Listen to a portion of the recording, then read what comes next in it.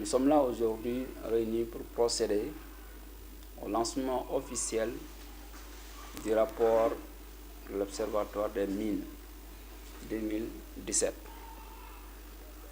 Alors, nous sommes partis du constat suivant.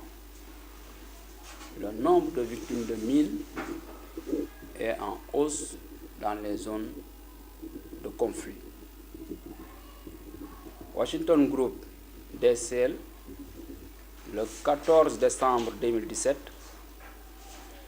2 décennies après l'ouverture à la signature du traité interdisant les mines antipersonnelles, l'utilisation nouvelle de ces armes par des États extrêmement rares, et les pays continuent leurs efforts pour mettre un terme au fléau que représentent les mines d'ici 2025.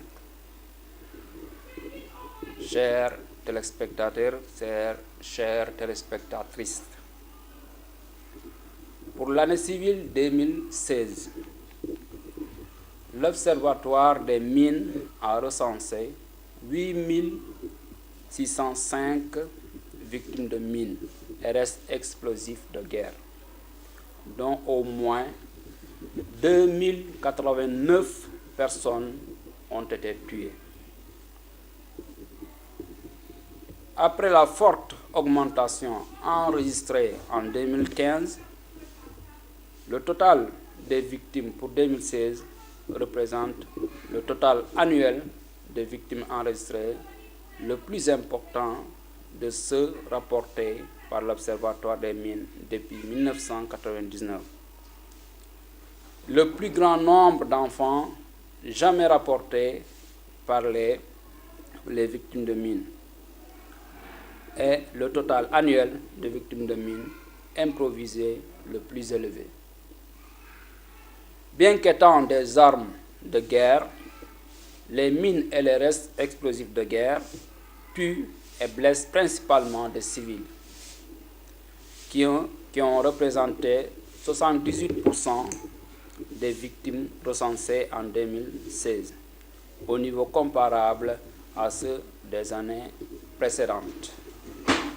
Alors, de façon beaucoup plus plausible, les contributeurs internationaux ont augmenté leur soutien à l'action contre les mines, en termes génériques qui englobent le déminage, l'assistance aux victimes, l'éducation au risque des mines, la destruction des stocks, les activités de suivi et de plaidoyer.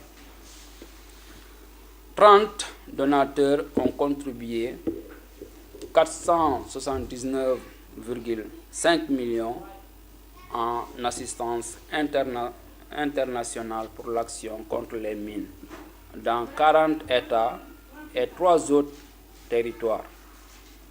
Une augmentation d'environ de 85,5 millions de dollars par rapport à 2015. Les contributions par les États affectés pour leurs propres programmes nationaux ont totalisé 85 millions en 2016. Globalement, les contributions à l'action contre les mines se sont élevées approximativement 564,5 millions de dollars, soit une augmentation d'environ de 40 millions de dollars par rapport à 2015.